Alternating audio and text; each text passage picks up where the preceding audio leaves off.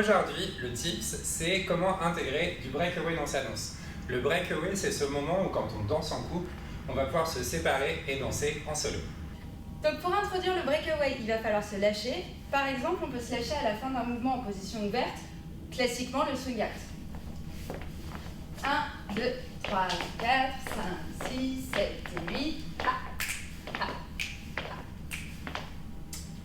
Ou alors, on peut aussi faire du breakaway. Ça peut être à l'initiative d'ailleurs des leaders comme des followers. On peut se lâcher quand on veut. On peut le faire quand on est dans un tour lâché, comme celui-ci. 1, 2, 3 et 4, 5, 6, 3. Le breakaway, en fait, c'est un bon moment pour jouer avec son partenaire. Ici, on n'a que la connexion visuelle qui nous relie. Donc, soit on peut s'imiter. Par exemple, là, on peut décider tous les deux de faire des boogie forward. 5, 6, 7. Ou alors, on peut décider de partir chacun sur son idée et de venir vers l'idée de l'autre. Par exemple, si Laure continue à faire des boogie forward, moi je peux partir dans une idée et la rejoindre.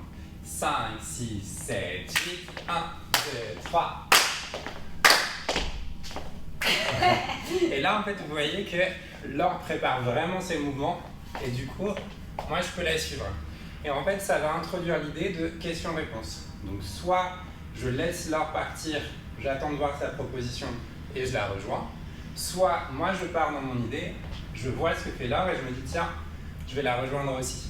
Et en fait, ça crée une petite conversation parce que bien sûr, Laure peut ensuite m'imiter moi. Si on essaye de montrer ça. 5, 6, 7, 8, 1, 3, 5, 7, et wa,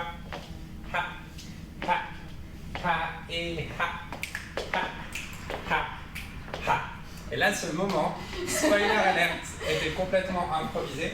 Mais ce qui est chouette, c'est que moi, j'observe vraiment ce que fait Laure. J'ai l'impression qu'elle me rend mon observation. Et en plus de ça, moi, je fais vraiment très attention à préparer mes mouvements. Si par exemple, je veux faire un box step, je vais faire une très grande préparation pour donner l'occasion à Laure de dire « Ah, ça ressemble à un box step, on va peut-être le faire ensemble. » Autre pas qu'on peut rajouter dans le breakaway, c'est une séquence qui est chorégraphiée, qui est connue sous le nom de Chase.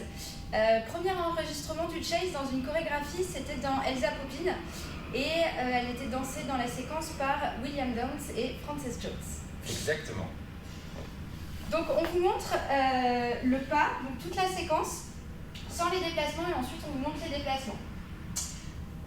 Donc on va commencer à 1 dans cette posture-là, donc le pied droit vers l'avant, sans le poids du corps, on est assis sur la jambe qui est derrière.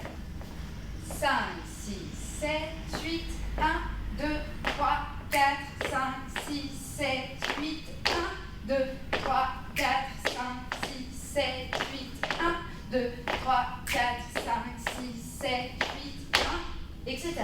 Donc comme vous l'avez vu, à chaque fois le 1, on alterne cette position-là et celle-ci, on a les jambes ouvertes. Maintenant, on vous le montre. Avec le déplacement, vous allez comprendre pourquoi chase. Chase, ça veut dire poursuite en anglais.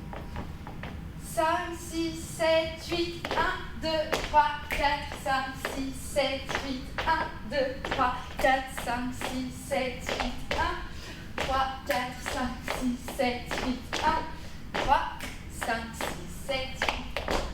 Voilà pour ces tips. Pour nous, le breakaway, c'est un bon moyen de résoudre le problème qui est-ce qu'on doit choisir entre le solo et le lindy hop? La réponse est non. C'est aussi un bon moyen de résoudre le problème de on s'est lâché, on ne s'est pas récupéré la main. C'est vrai. Voilà. Bonne pratique.